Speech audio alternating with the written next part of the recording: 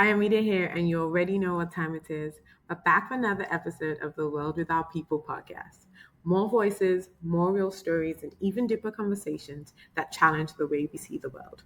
This season, we're peeling back even more layers, exploring life, love, purpose, and the beautiful complexities of the human experience. New guests, fresh perspectives, and of course, the same unfiltered, soul stirring energy you love. So, whether you've been rocking with us since day one or you're just joining the adventure, welcome. Grab your favorite drink, settle in, and let's keep the conversation going, one unforgettable story at a time.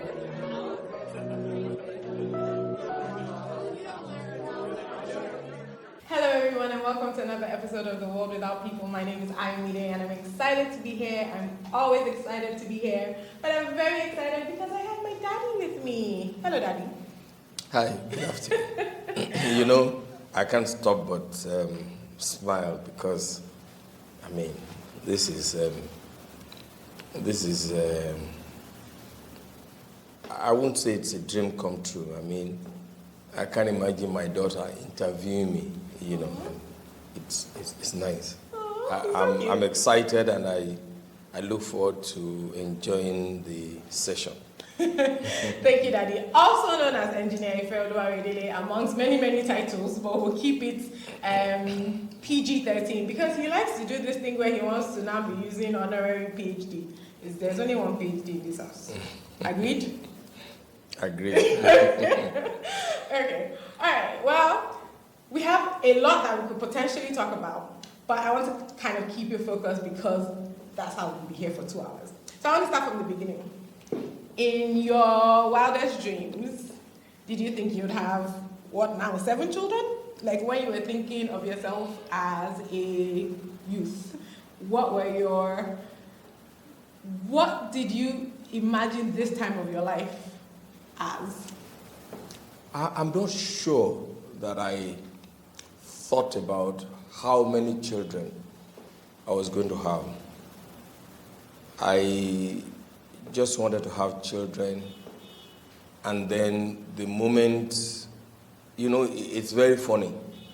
I sort of knew the day you were conceived, and I bought a book. I think it's called The Woman or something like that. I can't remember the title.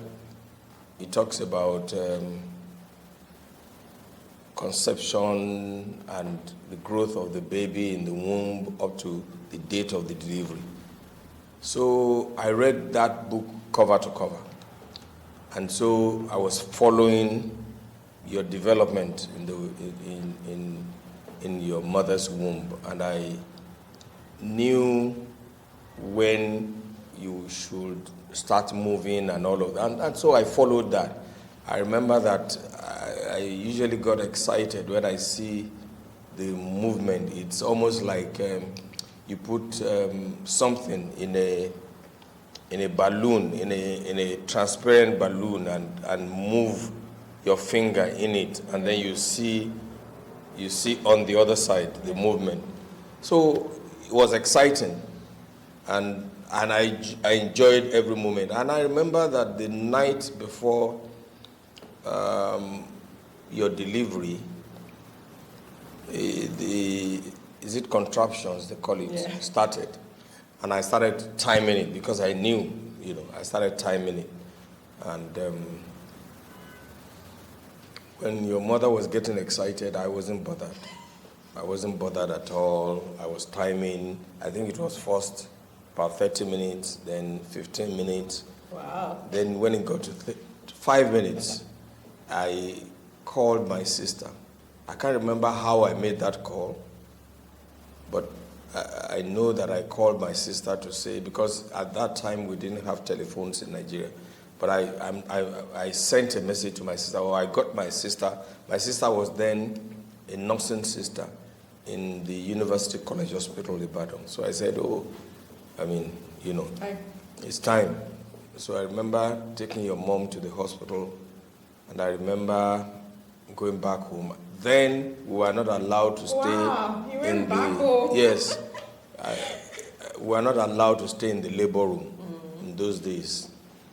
And I remember going back later and say, she has delivered. I think I came back, I stayed for a long time, and then, not for a long time, and then I had the good news, And incidentally, I'm not even sure that I asked for the sex of the child.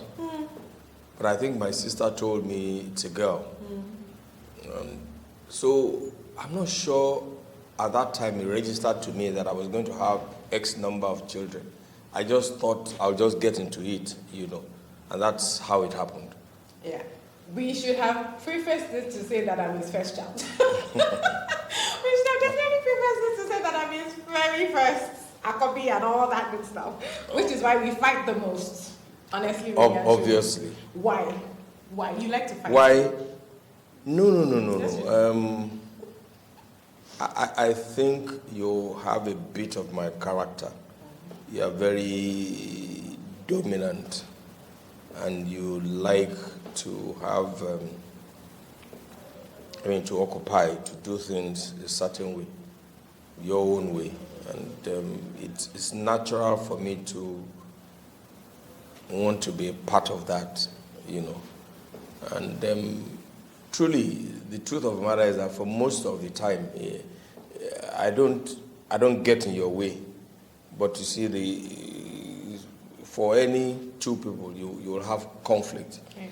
So the conflict is when you think, when you say it's a fight. It's really not a fight, it's the conflict.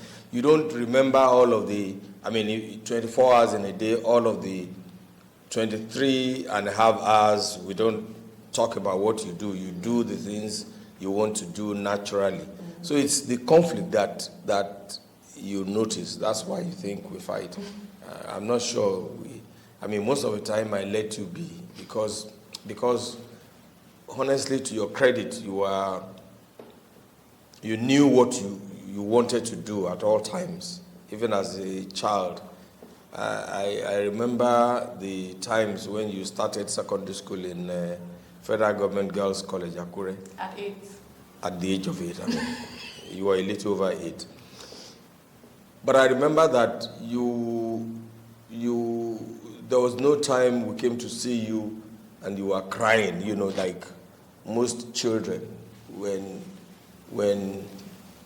their parents come and on visiting day and they're leaving, they'll be crying. You wanted us to be out of the place as fast as possible so that you can go back to playing with your friends or doing whatever you wanted to do. So really, you knew what to do at any point in time. So the supervision was less for you. I think that's the... Okay. And so let's go back a little bit. Can you describe yourself as a young man? So talk us through GCI and then Unilag. What are you, first of all, are you living what you dreamt of? But talk us through what living in Nigeria as a young man back in the 60s? Is that what it is now? 90s? Well, I don't have a very good recollection of those times, but I know that the times when I started being aware of myself was when I was in primary 2. That was in 1965. And I remember that I was schooling in a village in a riverine area of Ondo State called Akotogbo. And the first thing I remembered about those times was that we used to travel from Okitiwupa to Akotogbo, and we would first go to the lagoon. I think it was the lagoon. And from the lagoon, we'll take a boat. Not a real boat, a boat, a... Canoe? It was a canoe, but it has power. They had this water... The one that they pour. Power, yes, in it. And we'll travel for about 15 minutes to a place called, just across the lagoon, to another town called Oderele. And from there, we'll take a bus, a truck. We'll enter a truck to a place called Ajagba. That's long. And I remember that we would walk the roads were not tarred. And so we would walk during the rainy season, for instance, we would walk, I think I was I was big enough to walk. My sister was big enough to walk, but my little brother would have to be carried at that time. So I remember those times. Then I remember remarkably that I used to write my uncle, who was then working in Bata. I used to write letters to him. Yes, the shoe company. I used to write letters to him. And then something significant that I remember was that there was going to be the harvest in the church. I think the harvest is usually children's harvest and the adult harvest. It used to be called the adult harvest. And I remember that I sat in my house and somebody came to my mother to say that I will be reading the only lesson in that harvest. And they asked my mother to take me through it, to make sure that I was practicing it. And I was like, why do I need to practice? And I remember that on the day of the service, on the Sunday, because I was short, they put something, that I would climb up to stand up on, and then I read and I still remember Luke, I think it was Luke 16, verses 4 to 16, It was the parable of the sower, I mean, that was very significant because, one, they expected that I should practice it, and I didn't think I should practice it because I thought, just reading, what's the big deal? So, those were, and then I also remember that each time my results came out, I was always first. And I'm not sure that I noticed that I had to put in any special effort. I used to not read, to come first. I didn't think I needed to read. But after primary, which you call year 4, we moved to Ibadan with my dad, who was a senior government official at the time. And I know that we were supposed to go on to primary 5, but I don't know how it happened. We were made to repeat primary 4. I was very angry because, look at me, coming top of my class, and then I had to repeat. I didn't know that, it didn't really matter to me, but we read primary 4. And then we moved to Oyo. My father was transferred to Oyo as the I think senior local education officer in charge of the division at that time. And it was a very terrible period in our life because my father was very sickly. Now, as an adult, I knew what was the problem. But that year, 1969, he was really very sickly. And for most of the time, he was not with us, But, and I also remember that it was that year I was in primary 5 in St. Andrew's College Demonstration School, Oyo, that I was the only one in primary 5 allowed to sit for common entrance with those who were in primary 6. And I remember that I was very close to my teacher at that time because when he sets exams maybe for 30 minutes, I don't know how long those exams run those days, in 10 minutes I will have finished up. And they will ask me to go and buy corn. I remember that in the school premises, the school was a mixture. It was the primary school section of the teacher training college. Okay. And so, it was a big, but I remember that there was a place where you had these people who sell things, and they would give me money to go and buy granite. Hey everyone, if you're enjoying the podcast, please don't forget to hit the subscribe, like, or share button. Whether you're on Spotify, Apple, Amazon, or YouTube, your support helps us to reach more people. Stay tuned for more amazing conversations, and thank you for being a part of our community. So I'll come back. While my mates were still sitting for exam, 2 of them were my siblings, senior siblings, in the same class. I will be eating groundnut with my teacher. So he was very fond of me, Professor Kolawole now. And then But somehow I didn't see the result of that exam. My thoughts are that my father, my other siblings who were with me, my father didn't want me to leave them to go to secondary school. I mean, both of them were senior to me in age. And incidentally, they used to come second and third after me. You know, they would come regularly. They used to change it. You know, it was either my sister who was second, and my brother would be third, or the other way around. So we went back to Ibadan, and from there I went to Government College Ibadan. That's the story of my life. Honestly, I everything about your life. Yes, I don't know how we got into, but I know that in those days we sit for common entrance, the Western region common entrance. So we sat for the Western region common entrance. And we also sit for Ionian group of secondary schools. And so I was told that, we went to do the interview for Loyola College. And some morning, my father asked us to get dressed and took us to Government College. In those days, Government College interview was 3 days or one week. I can't remember. I think it was, but I know it was not. It was not an interview you just go to. You take part in sports. You learn another language. Wow. In our days, we learned Latin. Unfortunately, I can't remember a word of it anymore. And then we do sports. We play football. We run, and then one day the result came out, and one day we were shipped to Government College Ibadan, and I think that is the greatest story of my life. Government College was a different experience. It was a great school.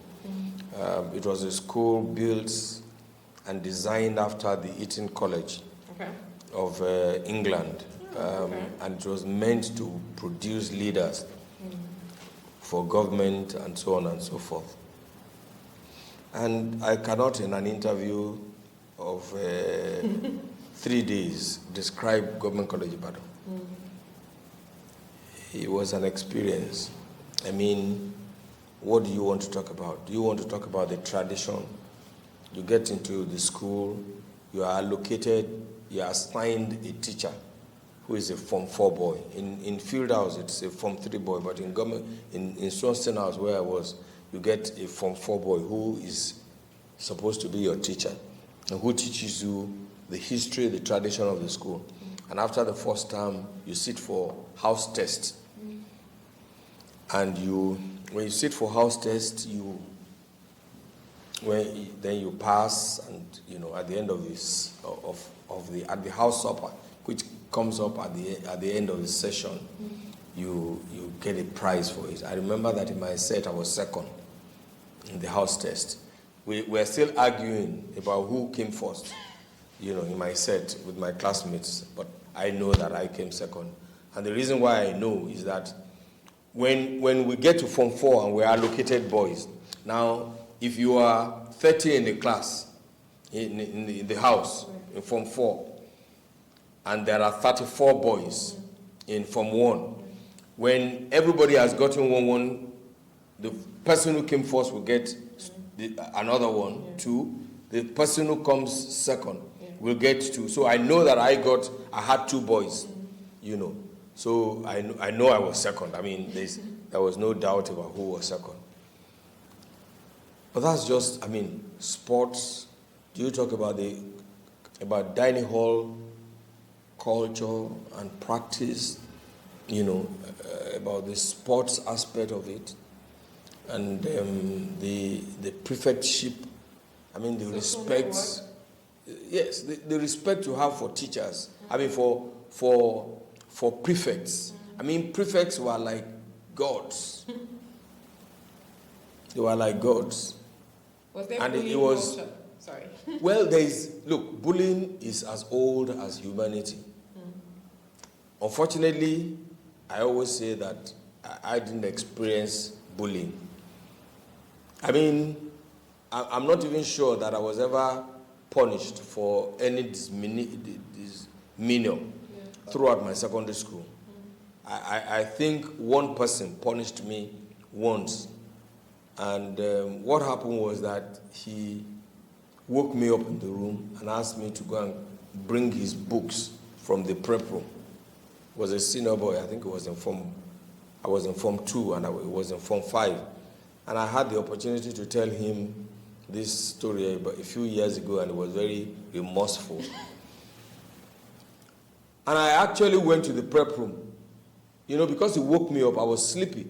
And I'm sure that as a 12-year-old boy, I walked, to the prep room, and I looked for the book, and I didn't find the book. And I came back to say I didn't find the book. And he said to me, I'm going to go and get my book. If I get it there, I will punish you. And he actually went there and got his books because he knows where he kept his book. I'm sure that because I was sleepy, I didn't look for it.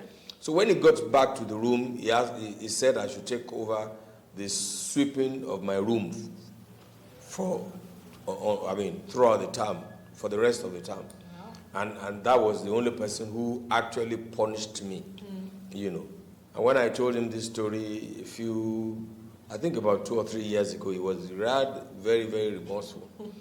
But apart from that, there was no time anybody had any opportunity to punish me because I was really very an obedient child. And I'm not saying this because I'm talking about myself. And the reason I tell people these days why I was obedient was because I come from a home where my father was a great disciplinarian. 2, my brothers, the ones ahead of us, was very senior to us.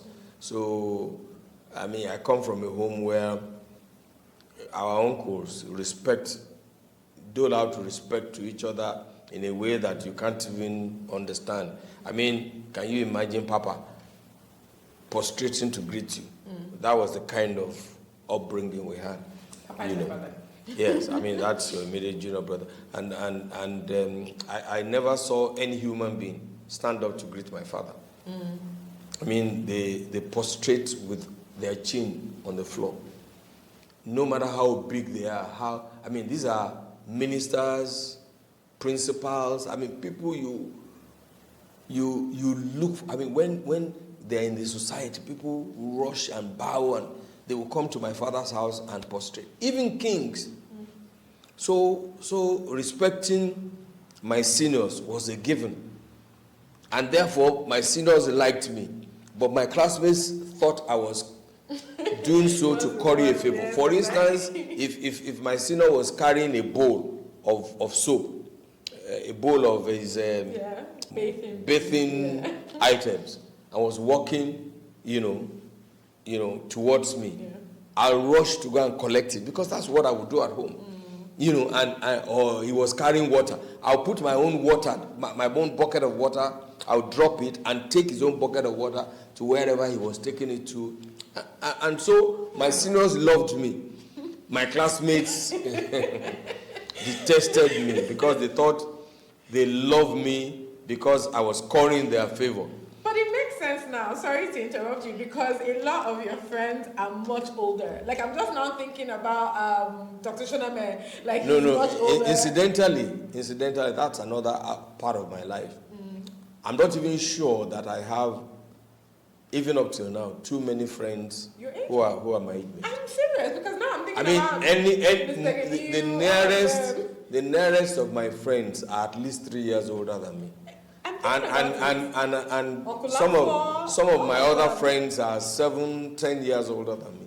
Those are that's the I don't know how, but I think also, as I grow older, I begin to think about this, and I think what happened was that I was able to relate to them. Because you had a lot of older siblings? Because you have a lot of older siblings. Yes, I have a lot of older siblings. And then I think and I'm going to say this. Are you the second to the last? Sorry to interrupt you. But are you, is it you, then Uncle Bayo, and then that's it? Or No. Okay. My mother's children, I had my sister, myself, and 2 younger siblings. But in the family, I was number 8. That's what I'm saying. Of how many? Of 12. Okay. So there were about 4 other people. Okay. So I think, I don't know how to say this without sounding arrogant. I think I think fast, and so only those who are older than me were able to get you. Were able to, what's that word? I don't want to say match, because match will not match. Yeah. Were able to understand me or relate well. Not relate. They were able to just stand me. I mean, I like the honesty. The others will detest me for it, but they would. And I've had, and these are reflections, you know. I've had people like President Buhari saying to people that I'm very intelligent, you know. I hear a lot of people say it around me, but I think, you know, because they were able to understand me. And he's much older than you, right? Yeah, I mean, he's much older.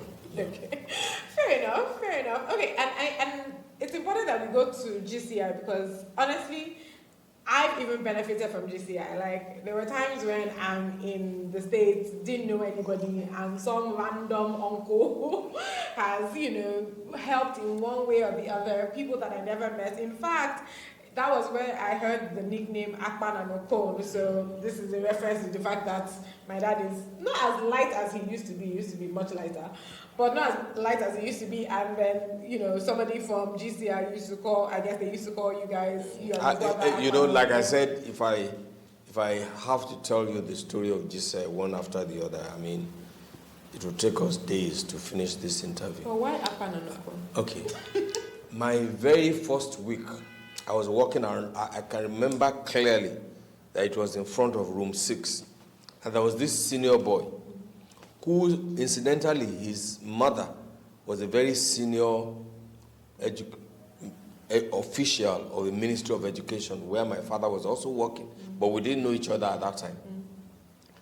And he just saw me walking along the corridor. I remember that I was going to the dining hall. The government college was almost like 3 square meters. I don't know what that means. 3 square meters, 3 square kilometers. I mean, from one end of government college to the other was like about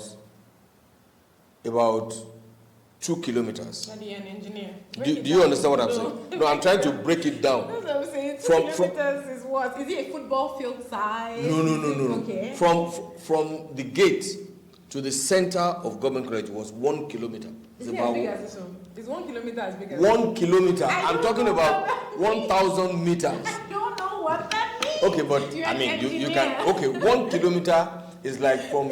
Okay, 1 kilometer is from the beginning of the road there. Okay. To somewhere beyond the new road. Okay. The new road. Okay. That's about a kilometer. Okay. Because it says your house is about 400 meters to that junction. So, okay. So that's so government college was big, and so you have to go to the dining hall. The school premises was in the center, and the beginning on both sides of the center were like 2 houses, 2 student hostels, and on the other side 2 students hostel, and then we had the football field, another 2 kilometers away, and so it was a very big, huge complex. That's what I'm saying. So I was going, and he called me and said, "You come." Said, and I think it was in Form 5 or Eduba. So, "What's your name?" And I said, "Ifeoluwa Oyedele." I said, "What is your name?" I said, "Ifeoluwa Oyedele." I was wondering what he was trying to drive at. He said, "No." He said to me, so you are not Igbo? I said, and I didn't even know what was Igbo. I mean, in those days we don't understand what is Igbo, what is Hausa. And I said, "No, I'm Yoruba." And he said, from today I'll be calling you Akpan, and I'll be calling your brother Okon. And he said, "Akpan," and I didn't answer him. He said, "Akpan," and I said, "Yes, please," because that's the way we respond when. And so that was how the nickname caught. Wait, so go back. So you said you didn't really understand Igbo outside. And I say this because I accuse my daddy of being very, very tribalist. He's very much a Nigerian, which we'll talk about that. Nigerian first, everything. But then I feel like, as with almost all tribes in Nigeria, then they immediately start to go to their tribes. Now, before you go into the explanation why, I want to say the story because we're heading to the States. This is my first time, no, maybe not my first time on a plane, but definitely my first time going outside of the country. And I can't remember if you wore Agbada. I don't think you wore Agbada. But all I remember on that plane ride is that somebody asked you for your name. And I feel like it was because you were wearing something distinctive that the person was like, okay, I need to talk to this person. And then you go, Ife, and then you now do this whole thing about telling them the difference between your name versus Ife, the state, and all of that. And I just remember thinking to myself, oh my gosh. And I've said this story many times to many people that know me, that I wanted to use Ayomide actually at, in the States. I was like, oh, Daddy, can I change my name to Ayomide? And do you remember what you said? I can't remember, but I know that I didn't want it. Yes, because you said if people can say Arnold Schwarzenegger, which I can never say his name, and whatever other Chinese people that was all you. Like, they say their names and everything, so yes, you must say your name in pride. Anyways, talk about this love for Nigeria, the Yoruba culture in particular, and why you're a tribalist. I'm sure that it's very wrong to say I'm a tribalist, and it's simple. I mean, the best of my friends are from other tribes. I mean, I have more Igbo friends. Oh yes. Well, look, even when you were young, somebody like this young man who was what's his name now? The one who was helping me to repair my cars. I can't remember. I also have really bad memories. Because the truth of the matter is that you were young then, so most of my friends are Igbos. Most of my friends are Hausa people, and that's why in co-workers, yes. No, not even co-workers. I mean, most of my political friends are Igbos. That's what I'm saying. Co-workers. Well, they're my friends. I mean, those are the ones that I still relate to, Igbos and Hausas. Yes, I grew up in Yoruba land. But my love for my country is because I accept the fact that I was born in Nigeria. I accept the fact that I didn't have a choice in that. I mean, God created me as a Nigerian. And he didn't ask me to go and occupy America. When he puts you in a place, he expects you to occupy, to dominate, and to till the land, to grow it. Okay. So I accept the fact that I'm a Nigerian. I believe very seriously that Nigeria is a great country. I believe that the people of Nigeria are great people. I believe that the resources that we have are enormous, that if we have the opportunity, if we have the wherewithal to turn it around, I mean, very few countries can compare to us. I believe that as a Nigerian leader, for instance, I can make appreciable difference in Nigeria. As I always say, if God were to come down today to say, choose between being president of America and being president of Nigeria, I would choose to be president of Nigeria, because I know that I can do so much to improve lives in Nigeria than I will ever do in America. I think America has reached its peak. I think Nigeria has enormous room for development. I believe that I'm a Yoruba man. When I look at the culture of a Yoruba man compared to so many other cultures, I think that culture, to the best of my knowledge, is very superior. The culture of respect is second to none anywhere in the world. You remember my friend Jim McGregor. You see now, that's why. That's my. I have bad memory. Okay, he used to be my business partner, and I remember that he loved it when he came to the house, and my children, you are 3, 4, 5 years old, then you will kneel down to greet him, and he will almost shed tears and will say, oh my God, this is what we miss in England. And that the only place where they still practice respect is in the palace, where people kneel down to the queen and so on. And he wished that that was the general thing. And I remember, if you remember, when we went together, you were going to start school in America, and Yomi, Famurewa and co. We went to their place, or the first time they saw you, you knelt down to greet them. And Yomi said, no, you're in America, you shouldn't be kneel down.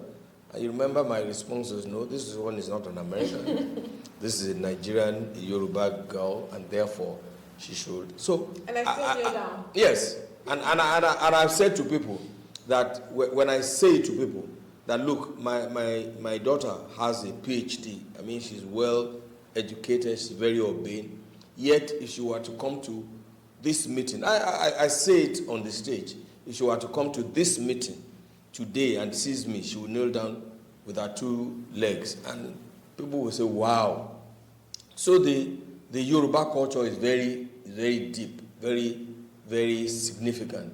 The language, if you understand the Yoruba language, and I studied Yoruba up to, and I even, it was one of the subjects that I took in West African Secondary School examination, WAEC. And if you study the language, it's very expressive, it's very explicit, it explains, it can hide, it can reveal. I mean, Yoruba word can say things without saying things. You know, I mean, a Yoruba man will give you a proverb that everybody in the room will not understand. You will understand it, and you will act immediately. You know, like I was telling you that you know, there's a Yoruba proverb that says, "Arenkpe Olorun difa, bifa are fori, ba are for binko." I mean, look, imagine that we're in a crowd, and somebody says to you, the governor wants to see you, and you say, oh, no, I'm doing a conference here, you know, and I just say to you, Arenkpe Olorun difa. I mean, in a proper Yoruba setting, I won't even complete it. And you know. You will know the end of that proverb, and you will react immediately, and people will be wondering, what did I say? You know, and I will say it smiling, you know, and people will be wondering, what did I say? What made you to change your mind? You know, that you are now saying, oh, please excuse me, I have to go and see the governor now. So that is the kind of language that we have. It's a beautiful language. It's a prose. I mean, it looks almost like a song all the time. I mean, look at it. Arenkwe Olorun difa. I mean, it's like a song. So people who are around you may not understand what we're saying, but you understand it. You see the beauty of it, you know, and then you will act appropriately. So and so, if God has made me a Yoruba man, I should be proud to be a Yoruba man. I should try and regale myself, enjoy my life as a Yoruba man, and see how I can use it to further the development of mankind. It's as simple as that. So I'm not a tribalist at all. I don't discriminate. I do not, on the basis of, I mean, and if you go to all of the places where I've worked before, in NDPC, for instance, they say I'm the defender of, I mean, the Hausa people will rather come to me than go to an Hausa executive director if they want justice, because they know I'll be fair to all. The Igbo man will see me as their defense. So what is a tribalist? Is a person who is partial, irrespective of the facts. I mean, if I have to give an assignment to a man, I will give him on the basis of his competence, you know. And I will give you that. And I believe that Nigeria will be a better country if we rely on competence. For instance, I mean, as president of Nigeria, I will work to scrap federal character, to scrap this law that says that in an establishment, you must appoint somebody from the different geopolitical zones or things like that. I will scrap it.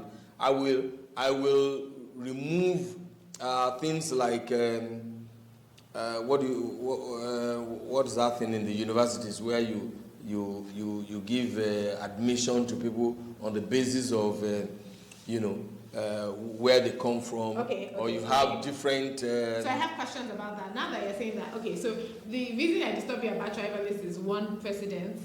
Two, I don't think you're giving your child to marry an Igbo man. But this one about school is wait. This one about school is even really the important thing, because here's the thing. At the end of the day, to your point, say for example, to the best of our understanding, the Hausa people are not as well educated for whatever reason, right? But they're brilliant. I'm not saying that. But I'm saying the average Hausa man is very brilliant. But they may not have gone to school. Right? Because the opportunity is not there. And so they should be given the opportunity to go to school. But that's why many of my Hausa friends, I mean, they can stand their own. They speak very well. Right. They are very knowledgeable. They are brilliant. And so this federal character thing springs up those of them who are not brilliant. And therefore, people misunderstand it to be that Hausa people are not brilliant. I understand. But what I'm saying is that... Whereas majority of them who go to school are very brilliant. No, I understand. But what I'm saying is that with school, because it's almost the same thing like they do in America, right? The reason that they give some of that allocation is if they went on just, say, papers, right? Like SAT scores. Merit, yes. Yeah. They go on SAT scores. And they only have 100 allocation to give that school. I assume that 150 people have applied, and 100 of those people are Yoruba and Igbo, right? Then if there's 100 quote unquote Hausa people available, they won't have the opportunity. They may not have. No, sorry. Now, good. Now, so that's why they have to do that. I agree with you. Right. Now the point is this. The point I'm trying to make is that at the early stage, we should give them the opportunity to go to school. So you mean from like primary school? From primary school, from secondary school. Okay. Now, you will discover that when they do that, when you do merit-based admission or appointment, many of them will qualify. I mean, it's almost going to be to balance. I mean, there won't be, the disparity will not be that huge. That is the problem I'm making. So we need to attack that thing that places them at a disadvantage, because we cannot continue like that forever. Fair enough. And then look at it.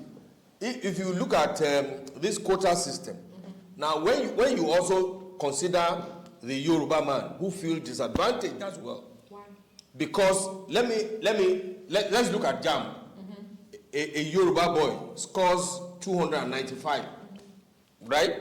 And the highest score of a Hausa boy, I'm just giving an example, is 120. And because of this quota system, the guy who, maybe the Yoruba man, like you explained, from 300 to 250, maybe they are 1,000. And then the spaces available is just 100. And then you fill it up with Yoruba. That's not possible. Yeah. Now, you now imagine that the Hausa boy who has 195 gets a position, is in the same class with the Yoruba man who has 295, and then there's a Yoruba, there are 500 other Yoruba boys who have 294, 295, 293, 294, 291, 290, 282, and they are not in university. How will they feel? Do you understand what I'm saying? Yeah. So the best thing is, let's go to the grassroots and resolve this problem. There is no tribe in Nigeria, and I say that with all sense of certainty, that does not, that where people are. Look, people are not brilliant as a result of where they are. So the point is, we are not giving as many Hausa people chance to go to school to be able to discover their their potential. So that's where we need to go. This is why and that's why we are talking about Almajiri and this and that. Imagine children who have never been to school before. Many of them, and that's the point we're making. Give them the opportunity. Let them go to school. Look, we didn't go to school, to beautiful primary schools with air conditioner, with anything. We walked to school. We went to schools that didn't have fans and everything. Yes. So make them to go to school so that their potentials can evolve. Okay, I was going to say, this is why you can see that he was trying to be governor twice, which we need to talk about that. And honestly, it's not about education alone. Okay. All the states in Nigeria must give people the opportunity to be able to use their head. Look, why are we not training people as carpenters? You know that people who do carpentry, who are electricians, who are mechanics, who are, whatever. Yeah, the artisans, they earn more money than even professionals. Yes. And not only that, they are able to live a good life, in quotes. Yeah. They are able to own a house. Yes. They are able to drive a car of their choice. Yeah. You know what I mean? Look, go anywhere, you see somebody who is cutting hair. Your barber is coming to your house in a Range Rover. So the point in Nigeria is that if you don't go to school, if you are not occupying a position, you are not likely going to be able to rent, to own a house, to own a car. Yeah. Even if you do that, you may not have water in your house because you may be living in Mushi. Or Egbe, or Agege, or Mowe, where there's no water, there's no road, there's no electricity. That is the problem. If everybody has access to water, to road, to electricity, healthcare, there will not be too much emphasis on education, degree, certificates, paper. So my point is this: every Nigerian must have access to the good things of life. If you want to buy a car today, the smallest car you can buy in Nigeria, you can't even buy a brand new car. The smallest car you can buy in Nigeria today is probably 15 million. You have to drop all that 15 million naira at a go before you can get your car. So who is going to have that kind of? I mean, a professor in a university take-home pay is about 750,000. He pays rent. He probably pays school fees, transportation. After taking all of that, at the end of the month, he cannot boast of 50,000. So how long is it going to take him to be able to amass 15 million naira to buy a brand new car? So today, we celebrate second-hand, third-hand cars. In the days when we were growing up, it was a shame to buy a second-hand car in Nigeria. We used to call them warrant across Nigeria. They come in through the neighboring countries, because Nigeria was not a ground for second-hand cars. So it is the neighboring countries that are not as endowed as Nigeria that bring in second-hand cars. Yeah. And so you have to go to those countries to buy second-hand cars. Today, people celebrate second-hand cars. So it's about opportunity. Right. You won't get a good Mason who is a Nigerian now. You won't get a good Tyler who is a Nigerian. They all come from Kuton, from neighboring countries. In the days, carpenters were British trained in Nigeria. They call them. They go to this school. Grade 2 or something. There's a certificate they get. They train them, carpenters, and that's why you see doors in Nigeria. I mean, my wife and I were sitting down, we're looking at the doors in your former house, and we're looking. All the frames were straight. It was like, why can't carpenters You mean in the US? in the US do this? So I was looking at a video, a television something in Nigeria, and I was looking at the door behind the actor, and the space between the frame, the door frame, and the floor could almost allow a cat to come into the room. I have a funny story about that, please. There's a picture of Burna Boy with his American girlfriend, and somebody was like, Nigerian Tylers will disappoint you because you could look at it. Look at those socket outlets. They are almost at the same level. It's okay. Look at those ones. They are almost so. You go to some houses, you find those switches at different levels on this. Beside each other, and you are wondering why. But because even driving, look at driving. Yes, because we don't have driving schools. We don't have driving schools. We don't exactly. Now, when I go to the US, when I go to the US, I pick a car at the airport in a state where I've never been to. And I drive. I remember my friend who works in Tumi. I was going to take her from her shop to another shop. It was snowing, and she didn't want to go with me because she had asked me, and I said, "Oh, I didn't school in the US, and I've never lived in the US." So she was wondering, how is this guy going to drive me in snow in the US? And I just was able to persuade her to come with me.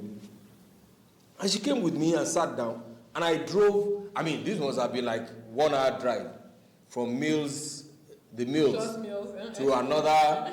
Short Hills, yeah. Yeah, it was almost like an hour drive.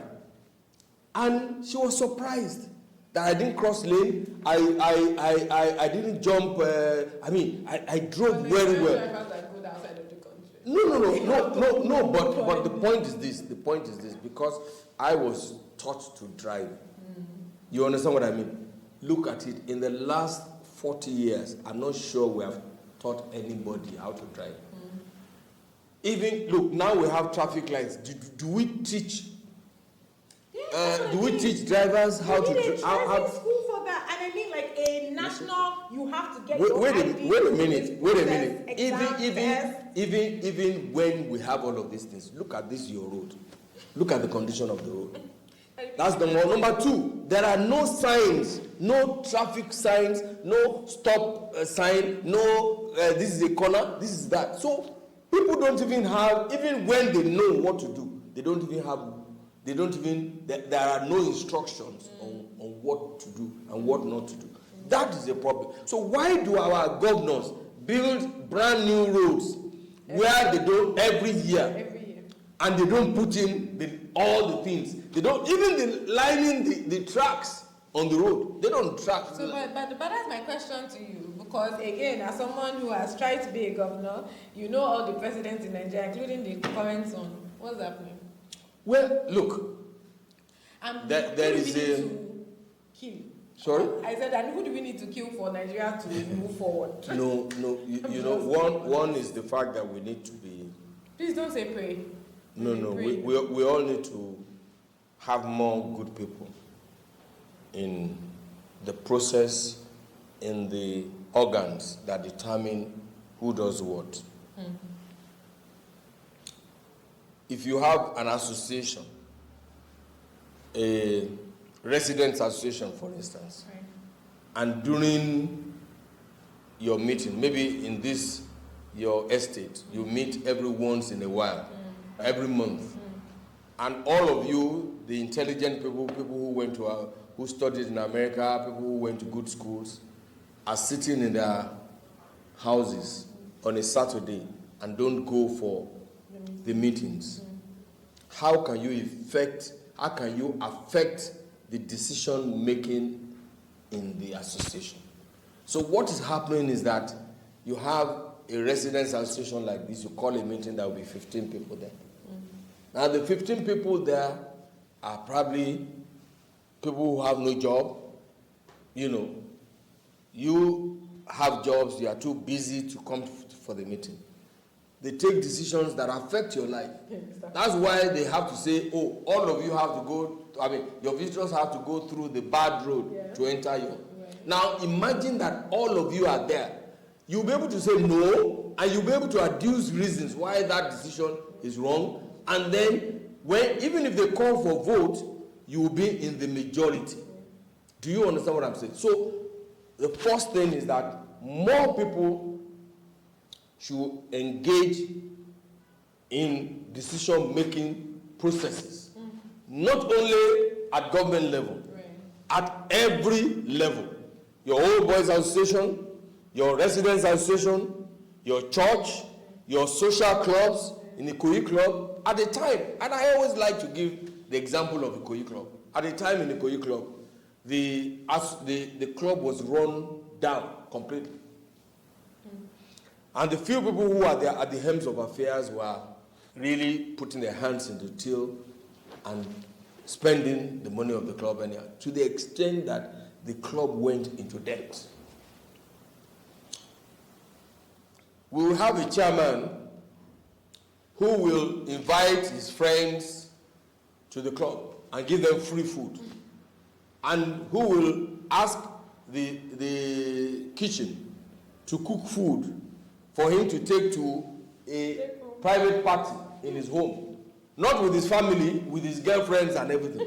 And so the club was run down. Why? Because all of us, chief executive, look, Ikoyi Club has the elite in the society. Chief executives, senior, you have to be at a particular level to be able to to become a member.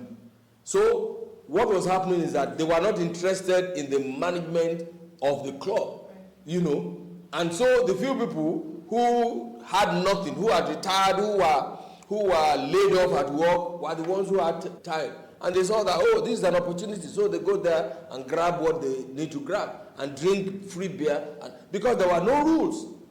So it was at that time that members of the society, good members, decided that, no, please, and some of them went around to encourage people to come for meetings. And they started changing the rules of the club one by one. And they started dominating. So when they come to annual general meeting or to decision-making organs they will outvote those who don't have anything to do. They changed those who are at the helm of affairs. And today, Ikoyi Club is a multi-billionaire club. And things are getting better. That is what will happen to Nigeria. Okay. When we say we do not care, what we are saying is that you can do whatever you like. And so we have no authority to complain. But if all of us are in APC, all of us are in PDP, look at PDP. Look at what is happening in that party. And all they do is blame President Tinubu. How is it possible for President Tinubu to go into PDP and scatter the whole place like that? No, that's not, because they do not respect the rules that they have given to themselves. Right. If you say that, they were the ones who started this rule that there should be rotation between the north and the south. And then after the north had done 8 years, another northerner now came and took 8 years. With the intention of taking 8 years. So when you violate your own rules, there will be disorder. And that was what happened. They violated their own rules. And so the center will not hold.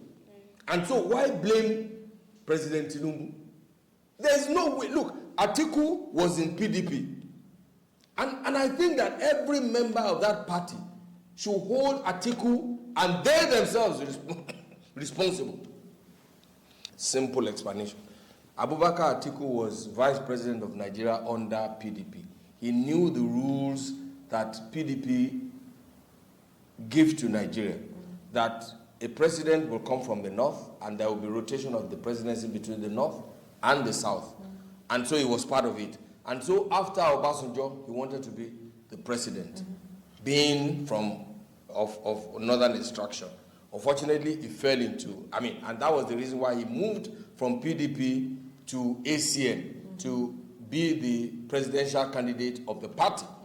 And then when he lost that election, he moved back to PDP. And in 2011, he tried to wrest power from President Jonathan and lost, and then moved to APC. And he tried to get the ticket, the APC presidential ticket. He lost, and again in 2017 moved back to PDP. And PDP was stupid enough, I'm sorry to use that language, please, to give him the presidential ticket in 2019. It was good then because he was contesting against Buhari. And then in 2023, he went back again and got the ticket. Now, by 2023, President Buhari had done 8 years from the north. President Buhari from the north had done 8 years. Does he think Nigerians are as stupid to allow another northerner in contravention of their own rules to be president from 2023 to 2031 again? Look, when I went to my constituency to campaign for President Bola Ahmed Tinubu, I didn't have anything to tell them. I just told them that there was only one presidential candidate, which is Senator Bola Ahmed Tinubu, because you people, would you allow a northerner to take over from President Buhari and spend another 8 years? And the answer was no. And then they didn't know, my people didn't know Peter Obi. They didn't know Peter Obi. It was not because of anything. So comparing Peter Obi to President Tinubu was a no-no. Look, even when run up to the election, while Peter Obi was running around telling people to vote for Christians and this and that, all President Bola Ahmed Tinubu told them is that, oh, because I'm the best guy. Why? Look, they asked both of them, why do you think the business forum that took place in Lagos here, why do you think you should be president? Peter Obi said in Indonesia, in Malaysia, in China. Is that the answer to that question? Is that why people should vote for you? And they asked President Bola Ahmed Tinubu, he said, because I'm the best candidate, because I've done it before, because I'm competent, because I have done this, because I have done that, because I will do this, because I will do that. Who would you vote for? So it's as simple as that. We can go back and so for us, for me, the choice at that time, there was only one choice. Look, all of those things, and I had a long argument with some of my friends who are in the US who are saying, IREV, you didn't upload this. And I said, elections are not done on computers. Elections are done at the polling station. You win an election in a polling station. Once you don't win at your polling station, there is no Jupiter that can change it. Look, even in America, you cannot have 100% polling of the polling unit. 100% correct result everywhere.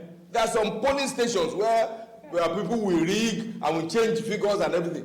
But is it substantial? In Ondo State, where he had the highest number of percentage win, for instance, nobody knew Obi. Many people didn't know Peter Obi. And most of the people didn't think it was wise for the presidency to go back to the north after 8 years of Buhari. It was as simple as that. So we didn't need to campaign too much. That's what I told my people the day I got there. Change that constitution. No, it's not about the constitution. It's about the people having an understanding, obeying the rules that they give themselves. No, but here's why I'm saying that. Because I feel like that's always never going to be fair to the whole of the South. I might be wrong, but more importantly, and I think moving forward, you're making... To the whole of the South or to the whole of the country?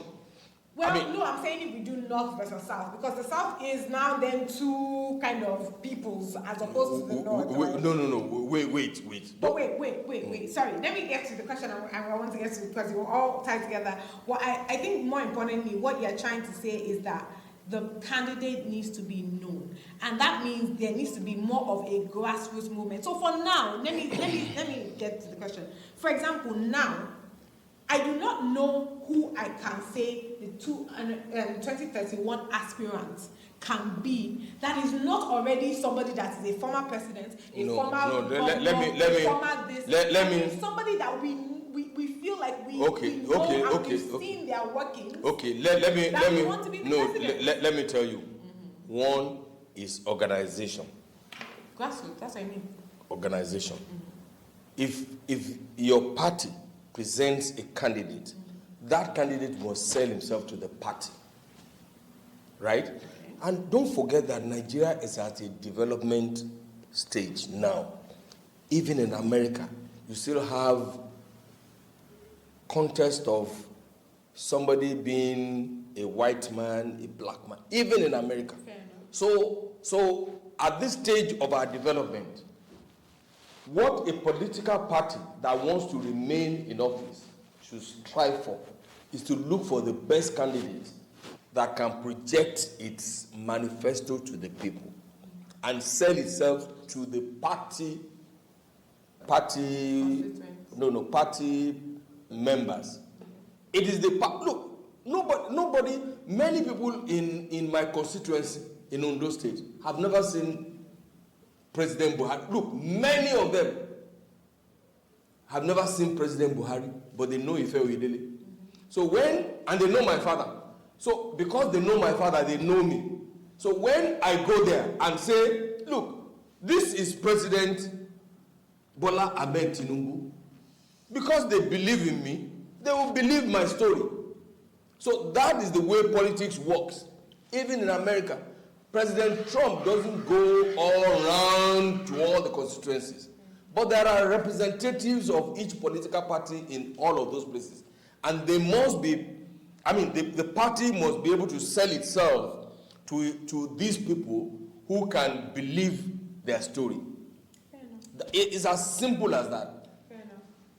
Nigeria is at that stage now where for the sake of peace, for the sake of equity, and don't think that the North is one monolithic region. No.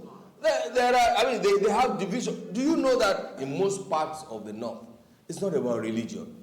In Sokoto, there are maybe 40%, maybe more than 40% of Christians. In Adamawa, in Bauchi, in Nasarawa, there are more. In Kaduna State, there are more Christians there. So it's, you cannot go and sell religious card to them. And then people think that the whole of the North, don't forget that there's Northwest, there's North Central. In the whole of the North Central is predominantly Christian, and Northeast. So you cannot go and sell Christian or Hausa or Fulani. Most of them are not Hausa. The majority tribe in the North is probably Hausa, and so many other small tribes there. But people make this mistake. They don't understand how to progress the interest of their party. So what I was saying about people knowing Peter Obi is that, look, he was not sellable. He was not sellable. Apart from being governor of Anambra. Even in that Anambra state, how many of the people who worked with him for 8 years were ready to die with him? In Lagos State, virtually everybody who ever worked with Tinubu or against Tinubu are prepared to swim or sink with him. And it's not by threat. Sorry? And it's not by threat. What kind of threat? Look, okay, let me give you examples of people I'm talking about. People like Senator Ogulewe. What kind of threat? What are the likes of Senator Ogulewe still looking for? Okay, and many other. Okay, look, for me, look, take an example. Look, take an example of myself in Ondo State and many people in Ondo State. What kind of threat? But hold on. Do you understand what I'm saying? I don't. There's no threat. Daddy, I want you to make it's about a choice. Wait. way. I want you to make this relevant for the young people, more importantly. And I think I want you to quickly link it, because we have to go. I want you to link it with what you're doing now in your role as Unilag Alumni President. Why you feel like that's important? Well, my role as Unilag Alumni President is to say that in our small cells, we must be able to contribute for the development of the nation. We must be able to sow seeds in the lives of the younger people. Now, all over the world is alumni that have the capacity to come together to give back to the university. For instance, Government College Ibadan, my secondary school, the Old Boys Association have taken over the management of the school, and we are rebuilding the school. The reason is simple.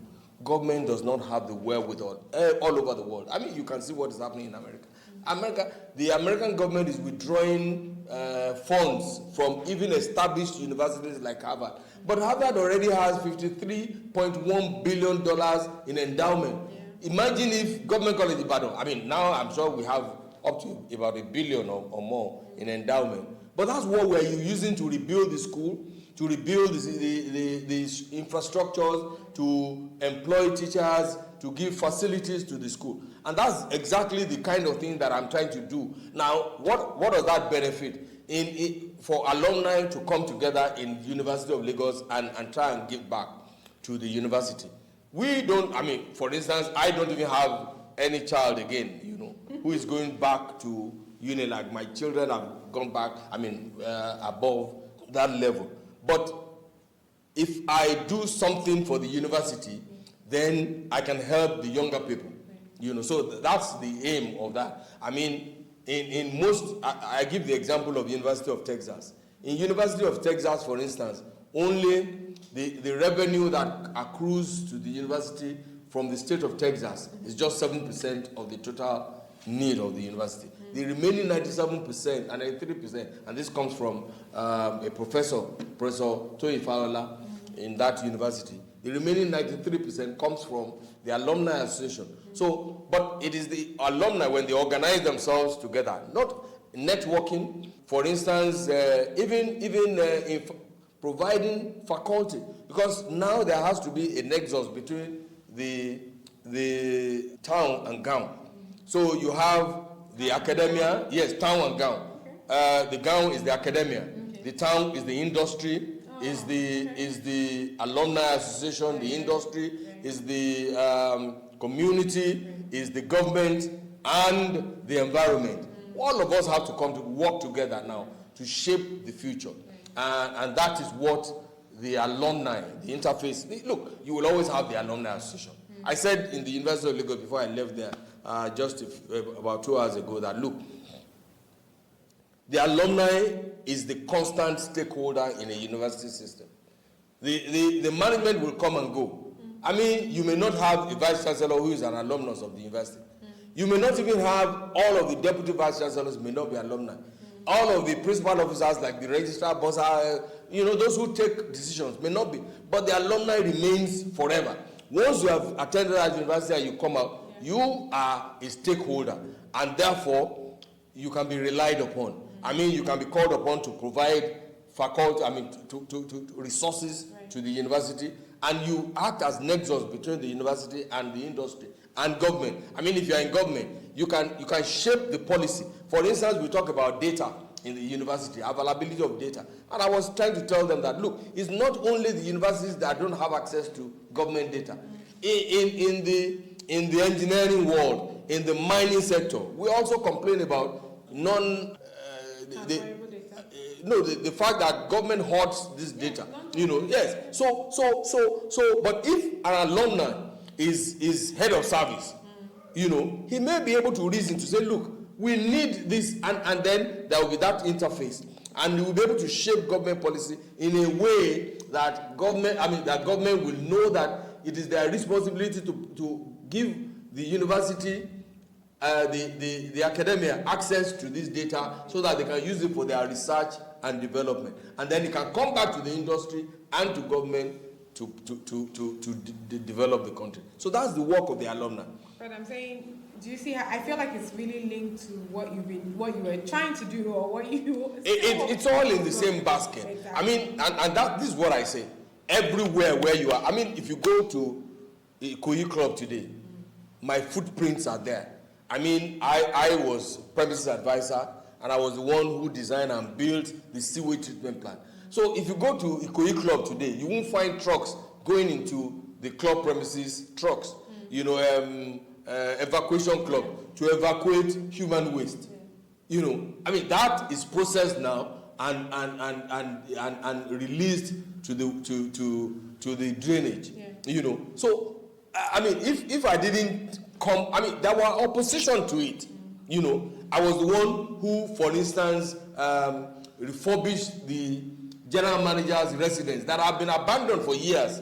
You know, when the generator house in the tennis section was burnt, I was the one who refurbished it and bought another generator and did this and that. So the point is, all of us have different talents, and when we in the various groups, the old boys associations, the residents association, the clubs, our churches, when we get involved and interrogate the system, we are able to change the course and the decisions that are made for the betterment of the society. That is the essence of mankind. It is not only the president that affects, and how many places. In NDBC, where I was, I know what I did.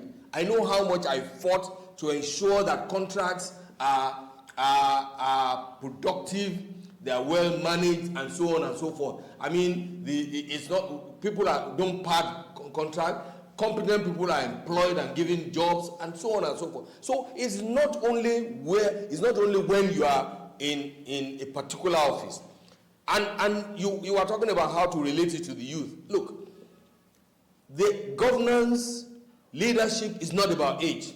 There are young people who are leaders in their own right, and there are old people who are completely useless, and that's the truth.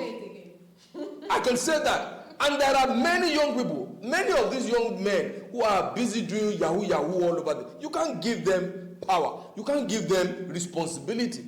Whereas we see so many of our children, we make example. On the podium, I tell them about my children, what they are contributing to the society. You know, they are also young people. There are young people who are inviting their girlfriends to their hostel, killing them, burying them in their room, removing their parts. Oh my God, to do rituals. Okay.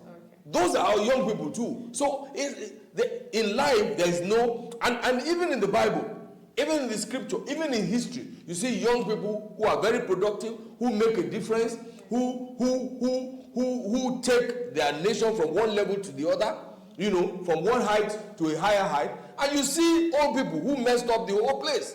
So it's not about age. I don't talk about age. I don't talk about religion. I don't talk about tribe.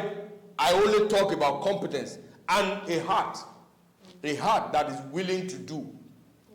You know. So when you want to look for a leader, you must look for a leader who has a vision.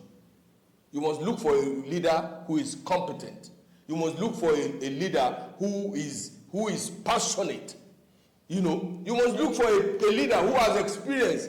Experience is not about age. You know, there are people who spend 1 year, 5 years in a place, and they have acquired more experience than somebody who spends 30 years in that place. So that is my takeaway for young people. Don't talk about. I mean, look. There are old men who become president and they change the whole world. You know, and there are young men. Look, and in any case, when people talk about age in Nigeria, is it not instructive to note that Nigeria has always been ruled by young people? Until Obasanjo,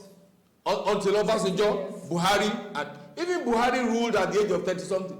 Obasanjo ruled at the age of 30-something or 40. Shagari was barely 50. In fact, Shagari, Awolowo and co were ministers at the age of 30-something. Gawon was president.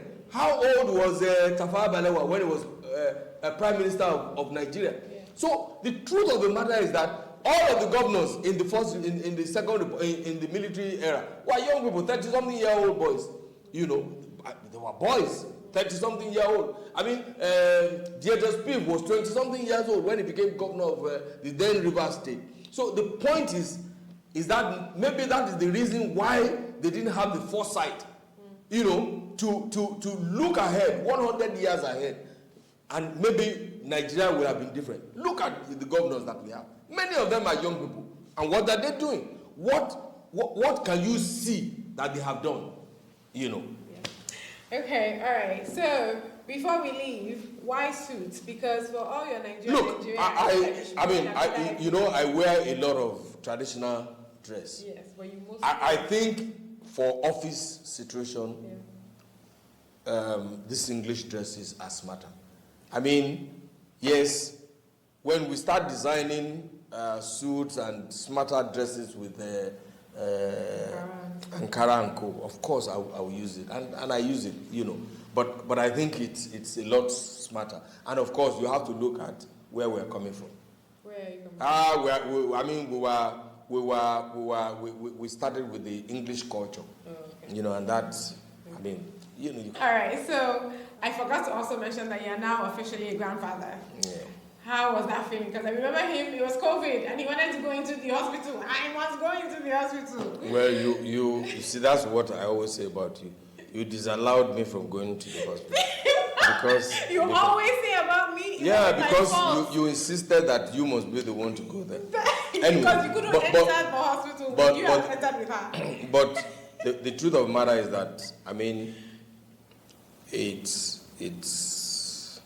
very exciting. It's a thing of joy to have, you know, to see generations after you. And that feeling is not describable. I'm praying that I will have more grandchildren. No pressure. And it gives you the opportunity to spend time with them and to teach them the little things that God has given you.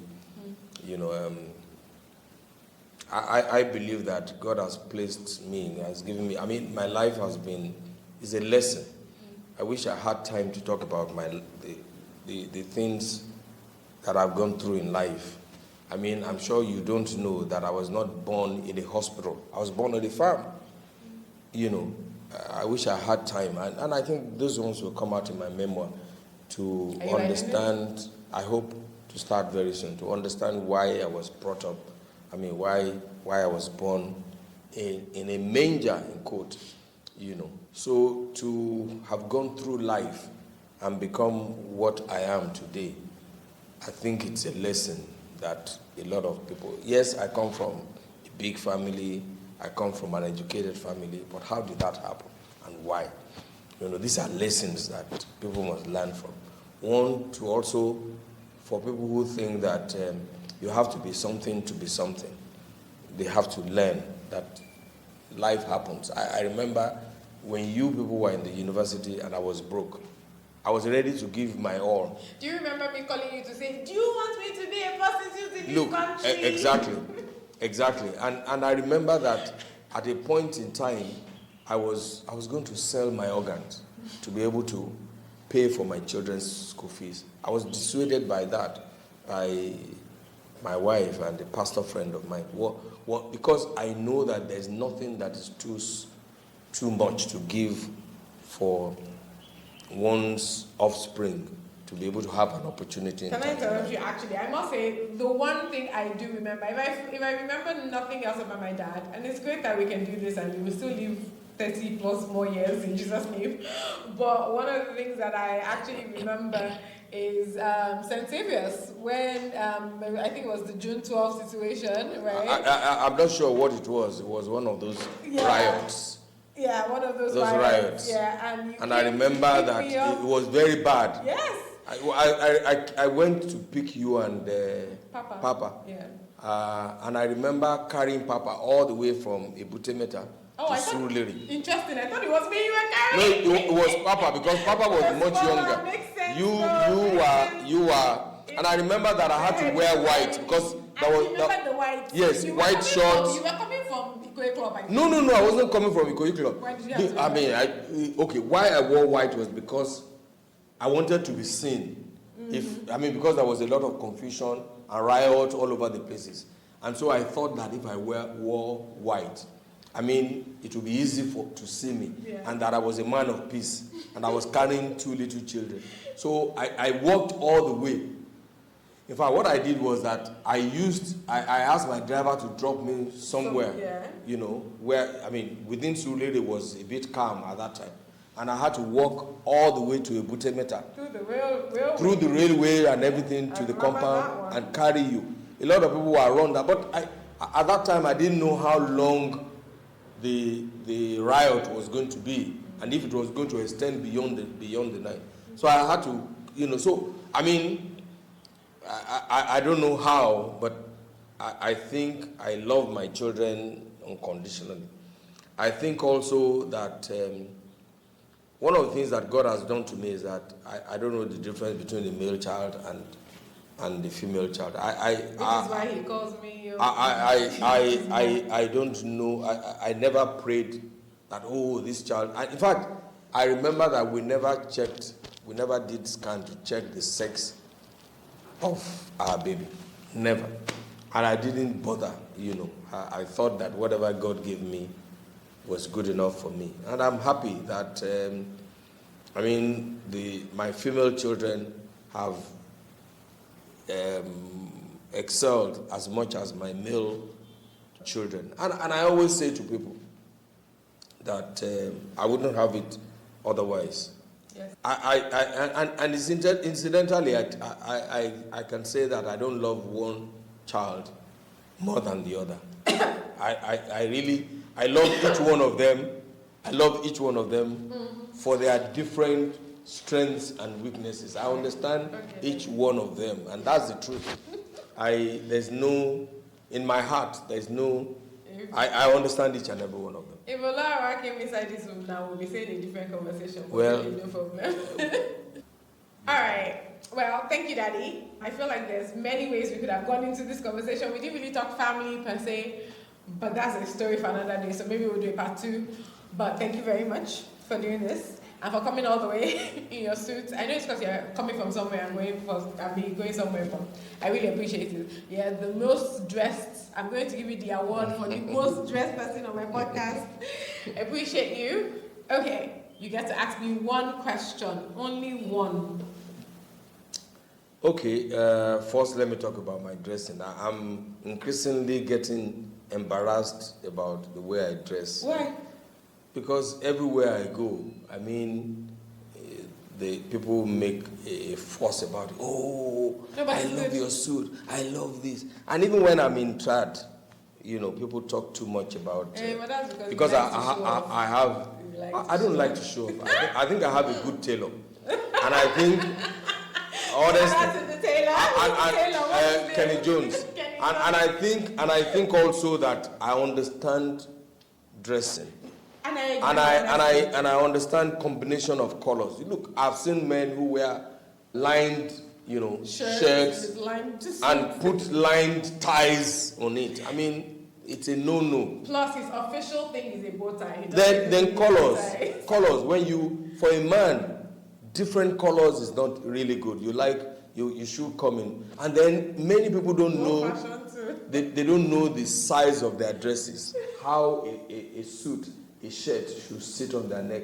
They wear a shirt with long arms and it doesn't fit. It's okay. So, I think so that's apart that. From myself and Papa, your last 2, they took your love for dressing. It's okay. But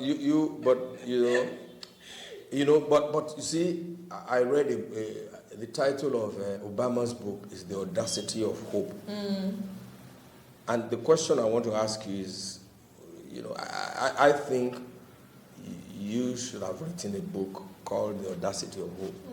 The question I would love to ask you is that what gives you the audacity to do the things that you do?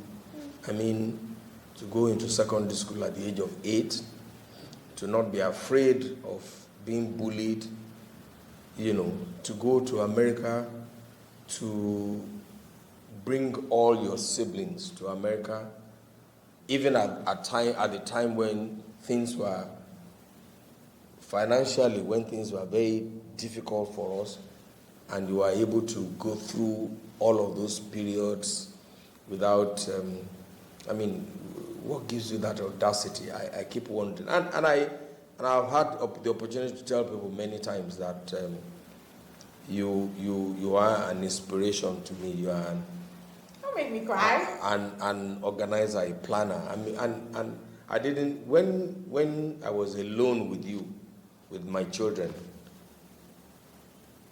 you made things easier for me. And invariably, you turned your younger siblings, all of your younger siblings, into being very lazy. Incidentally, it's true. You never allow them to do anything. You never allow them to cook. You are all over them like a hen. So I don't know.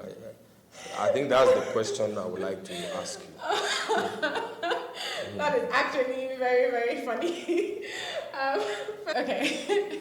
Well, it's funny. Now that you say I made my siblings lazy, I remember one time we were having a fight and they said something to us the effect of, "Oh, nobody asked you." And I'm like, damn, so I've been doing all of these things for you and you didn't even ask me?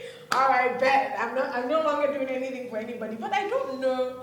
And it's a very good question. And I feel like people that have met me in other pockets of life have kind of asked me those, why am I hopeful?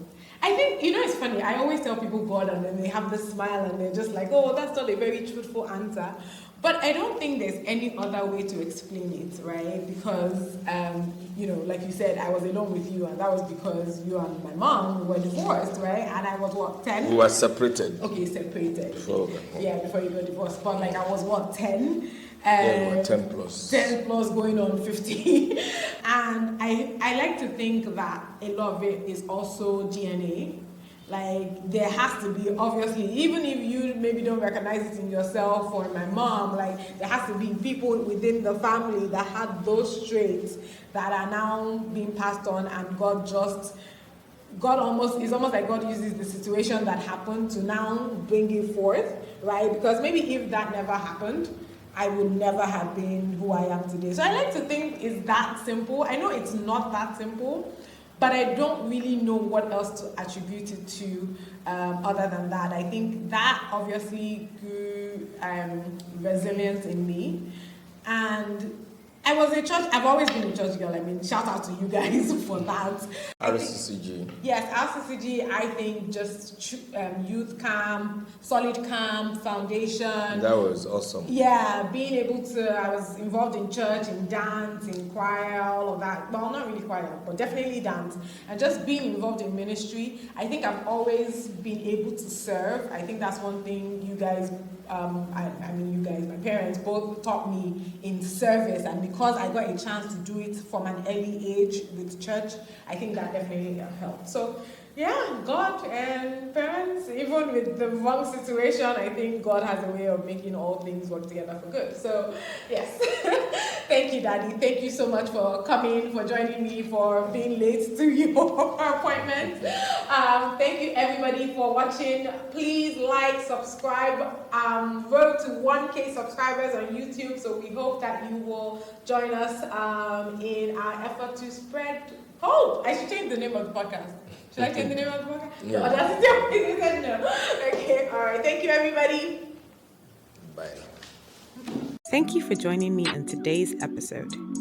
Just like you would share with friends about a great book you read, don't forget to share this if you enjoyed it. Connect with us on IG and Twitter at twwpcast and get details on the website at worldwithoutpeople.org. And hey, remember to make loving others the story of your life. Until next time, this is the World Without People.